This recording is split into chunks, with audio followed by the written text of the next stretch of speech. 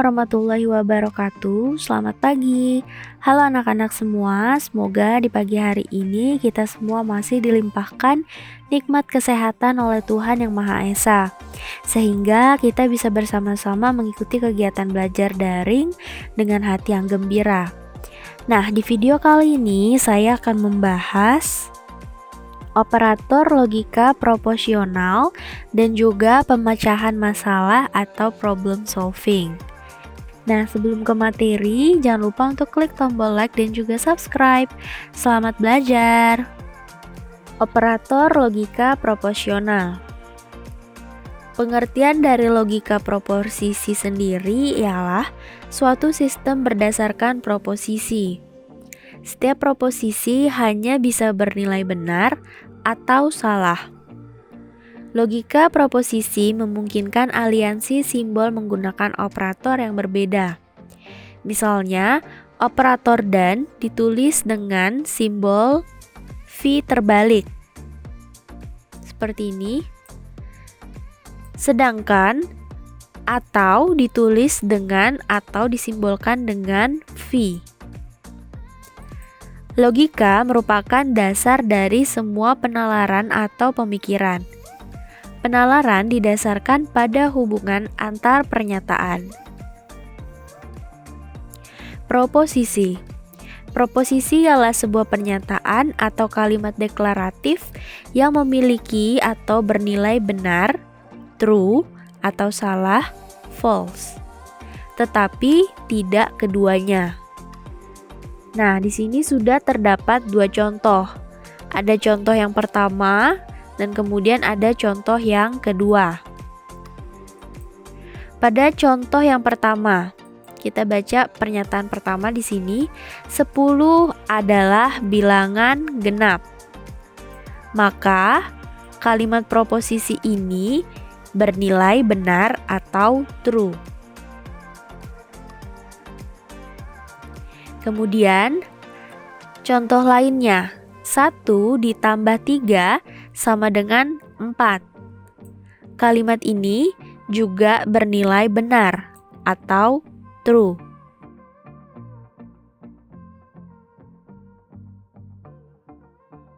Sekarang kita lihat contoh kedua. X ditambah 3 sama dengan 8. Nah, pernyataan ini tidak bisa kita tentukan nilainya. Sehingga pernyataan ini bukanlah kalimat proposisi. Jam berapa kereta api Argo Bromo tiba di stasiun Gambir? Nah, kalimat ini juga bukan merupakan proposisi karena pernyataan ini adalah kalimat tanya.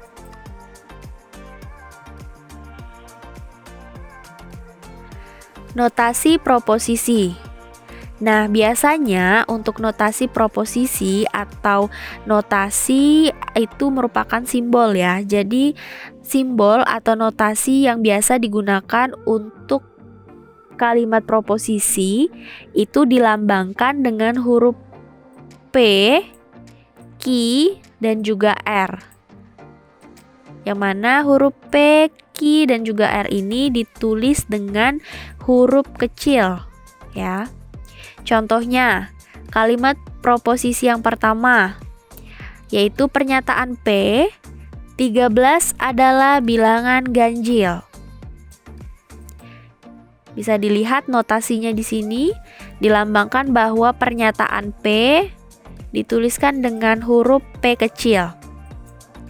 Kemudian pernyataan proposisi yang kedua disimbolkan dengan huruf Q kecil.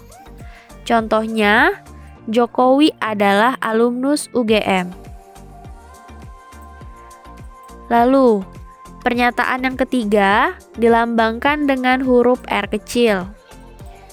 Pernyataannya 2 ditambah 2 sama dengan 4.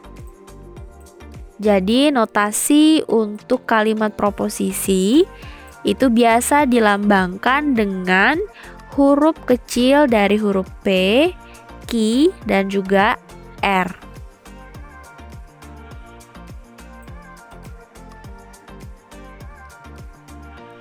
Operator logika. Apabila P dan Q disebut proposisi, maka operator logika yang digunakan untuk kedua proposisi tersebut adalah konjungsi, disjungsi, dan juga ingkaran. Nah, jadi operator logika di sini yang dibahas ada 3, yaitu konjungsi, dilambangkan dengan huruf V terbalik. Lalu disjungsi dilambangkan dengan huruf V, dan juga ingkaran dilambangkan dengan garis sambung yang melengkung. Nah, untuk konjungsi atau conjunction ialah kalimat proposisi yang dinotasikan menjadi P, kemudian simbol V terbalik, lalu Q. Untuk konjungsi sendiri, untuk menyambungkan pernyataan P dan juga pernyataan Q, itu dihubungkan dengan kata hubung dan. Jadi yang harus diingat adalah konjungsi, setiap pernyataannya harus dihubungkan dengan kata dan. Lalu untuk notasinya menjadi P konjungsi Q. Yang kedua yaitu operator logika disjungsi. Nah, disjungsi ini dinotasikan menjadi P, kemudian kita simbolkan dengan V, lalu Q. Untuk menghubungkan pernyataan P dan juga pernyataan Q, jika di disjungsi, maka kata penghubung yang digunakan adalah atau. Jadi disjungsi menggunakan kata penghubung atau yang dinotasikan menjadi P disjungsi Q. Operator yang ketiga ialah ingkaran. Nah, ingkaran di sini berarti tidak. Jadi setiap pernyataan itu jika diingkarkan atau kita gunakan operator logika ingkaran, maka akan berubah pernyataan tersebut kita tambahkan dengan kata tidak. Jadi misalnya ada pernyataan P, maka ketika pernyataan P kita ingkarkan menjadi tidak P. Begitu pula dengan pernyataan Q ataupun pernyataan R. Nah, untuk notasi dari ingkaran, kita berikan simbol garis sambung yang melengkung, kemudian pernyataannya.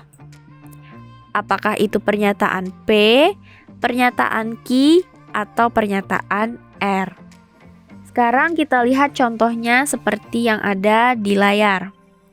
Diketahui proposisi berikut ini. Pernyataan P, hari ini pemilu kepala daerah. Pernyataan Q, peserta didik diliburkan dari sekolah. Maka dapat disimpulkan proposisi majemuk menjadi seperti berikut ini. Oke, jadi yang perlu diingat di sini terdapat pernyataan P dan pernyataan Q. Lalu di sini kita buat proposisi majemuknya dengan menggunakan 3 operator logika tadi, yaitu konjungsi, disjungsi, dan juga ingkaran. Untuk yang pertama yaitu konjungsi. Konjungsi kita simbolkan dengan V terbalik. Maka notasinya menjadi P, kemudian simbol V terbalik, lalu Q. Setelah itu kita buat pernyataannya. Kita ambil pertama-tama pernyataan P terlebih dahulu, yaitu hari ini pemilu kepala daerah. Lalu kita hubungkan dengan kata hubung dan. Ingat, kita hubungkan dengan kata hubung dan. Karena ini merupakan contoh dari operator logika konjungsi. Selanjutnya ditambahkan pernyataan ki, yaitu peserta didik diliburkan dari sekolah. Selanjutnya, kita menggunakan operator logika disjungsi yang disimbolkan dengan huruf V. Pertama-tama kita tuliskan dulu pernyataan P, lalu tuliskan simbolnya, dilanjutkan dengan pernyataan kedua yaitu pernyataan Q. Maka notasinya menjadi P disjungsi Q. Pernyataannya menjadi hari ini pemilu kepala daerah. Atau di sini kita harus menghubungkan dengan kata hubung atau, karena operasi logika yang kita gunakan adalah disjungsi. Jadi kata hubung yang digunakan yaitu atau. Atau dilanjutkan dengan pernyataan kedua, yaitu peserta didik diliburkan dari sekolah. Jadi perlu diingat bahwa operator logika atau operasi logika dari disjungsi itu dihubungkan dengan kata atau. Selanjutnya ialah ingkaran. Nah, untuk ingkaran notasinya kita berikan simbol garis hubung yang melengkung, kemudian dihubungkan dengan pernyataan. Contoh pernyataannya seperti berikut ini. Tidak. Tidak. Kata tidak di sini itu merupakan notasi dari ingkaran. Jadi perlu diingat untuk ingkaran kita perlu menambahkan kata tidak. Kemudian dilanjutkan dengan pernyataan yang diminta, yaitu pernyataan P. Kemudian dilanjutkan dengan pernyataannya. Nah, contohnya di sini pernyataannya adalah benar hari ini hujan. Yang mana artinya berarti hari ini tidak hujan. Pemecahan masalah atau problem solving. Pengertian pemecahan masalah atau problem solving menurut para ahli, yang pertama ada menurut Saad dan juga Ghani, yaitu pemecahan masalah adalah pemecahan masalah tertentu melalui proses yang direncanakan yang mungkin tidak dapat dicapai dengan segera. Sedangkan menurut Polya, pemecahan masalah adalah usaha mencari jalan keluar dari suatu kesulitan. Bagi Goldstein dan juga Levin, pemecahan masalah didefinisikan sebagai proses kognitif tingkat tinggi yang membutuhkan modulasi dan juga kontrol dari rutinitas atau keterampilan dasar. Nah, pemahaman tertentu tentang pemecahan masalah dapat disimpulkan sebagai berikut. Yang pertama, kemampuan pemecahan masalah adalah tujuan umum pengajaran matematika, juga sebagai inti dari pusat matematika dan proses terpenting dalam kurikulum matematika. Pemecahan masalah merupakan keterampilan dasar dalam pembelajaran matematika. Ketika memecahkan masalah matematika, siswa menghadapi berbagai tantangan, seperti kesulitan memahami masalah. Hal ini karena masalah yang mereka hadapi bukan masalah yang dihadapi siswa sebelumnya. Tahapan pemecahan masalah. Nah, tahap pemecahan masalah ini ada 4. Yang pertama adalah memahami masalah. Kedua, merencanakan solusi.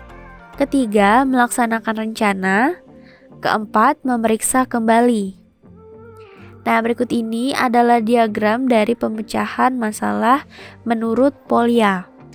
Yang pertama tadi adalah memahami masalah atau understand the problem. Kemudian, merencanakan solusi atau devise a plan. Lalu, melaksanakan rencana atau carry out the plan. Dan yang terakhir ialah memeriksa kembali atau look back. Memahami masalah atau problem understanding. Langkah pertama dalam memecahkan masalah adalah dengan memahami masalah. Siswa perlu mengidentifikasi apa yang mereka ketahui, apa yang ada, ukurannya, hubungan, dan nilainya, dan apa yang mereka cari. Beberapa saran untuk membantu siswa memahami masalah yang kompleks. Pertama ialah mengajukan pertanyaan tentang apa yang diketahui dan dicari. Kedua, menjelaskan masalah dalam kalimat mereka sendiri. Ketiga, menghubungkannya dengan masalah lain yang serupa. Keempat, lebih fokus pada bagian penting dari masalah. Kelima, mengembangkan model dan menggambar diagram. Tahapan kedua yaitu membuat rencana atau devise a plan.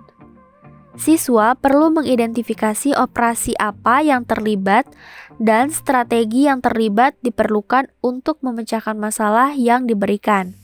Seperti yang pertama menebak, kedua mengembangkan model, ketiga membuat sketsa diagram, keempat menyederhanakan masalah, kelima mengenali pola, keenam membuat tabel, ketujuh bereksperimen dan mensimulasikan, kedelapan bekerja mundur, 9 menguji semua kemungkinan, 10 mengidentifikasi subtujuan, 11 menetapkan analogi, dan terakhir mengklasifikasikan data atau informasi. Tahapan ketiga, melaksanakan rencana atau carry out the plan. Apa yang diterapkan jelaslah tergantung pada apa yang telah direncanakan sebelumnya dan juga termasuk hal-hal berikut ini. Yang pertama, mengartikan informasi yang diberikan ke dalam bentuk matematika dan melaksanakan strategi selama proses dan perhitungan yang berlangsung. Secara umum, pada tahap ini siswa perlu mempertahankan rencana yang sudah dipilih. Jika semisal rencana tersebut tidak bisa terlaksana, maka siswa dapat memilih cara atau rencana lain. Tahapan yang terakhir ialah melihat kembali atau looking back. Review aspek-aspek berikut harus dipertimbangkan ketika meninjau langkah-langkah sebelumnya untuk memecahkan suatu permasalahan atau masalah. Yang pertama yaitu meninjau semua informasi penting jika sudah diidentifikasi. Kedua, meninjau semua perhitungan yang terlibat. Ketiga, mempertimbangkan apa solusinya yang logis. Keempat, mencari alternatif solusi lain. Dan kelima, membaca ulang pertanyaan dan bertanya pada diri sendiri apakah pertanyaan tersebut benar-benar telah dijawab.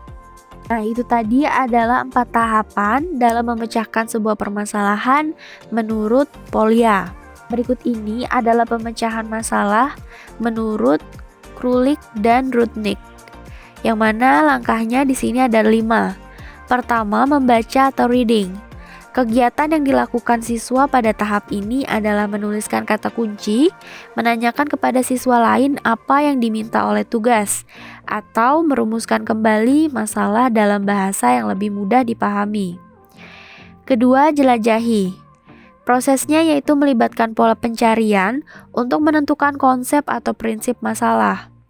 Pada fase ini, siswa mengidentifikasi masalah yang diberikan dan mempresentasikan masalah tersebut dengan cara yang mudah dipahami. Pertanyaan yang digunakan pada fase ini adalah masalah macam apa ini? Nah, tahap ini biasanya di mana para siswa menggambarkan atau membuat tabel yang harus dilakukan. Yang ketiga yaitu memilih suatu strategi atau choose a strategy. Tahap ini siswa menarik kesimpulan atau membuat hipotesa tentang cara menyelesaikan masalah yang ditemui berdasarkan apa yang sudah diperoleh pada 2 tahap yang pertama tadi, yaitu tahap membaca dan juga tahap jelajahi. Tahap keempat yaitu menyelesaikan masalah atau remedy the problem. Fase ini semua keterampilan matematika seperti menghitung digunakan untuk menemukan sebuah jawaban.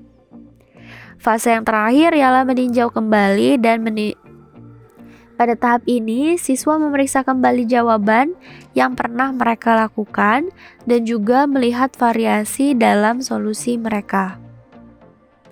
Nah, itu tadi adalah materi tentang operator logika proporsional dan pemecahan masalah atau problem solving.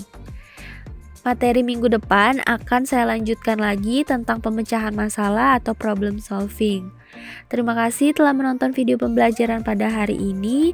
Saksikan video-video pembelajaran selanjutnya. Terima kasih. Wassalamualaikum warahmatullahi wabarakatuh.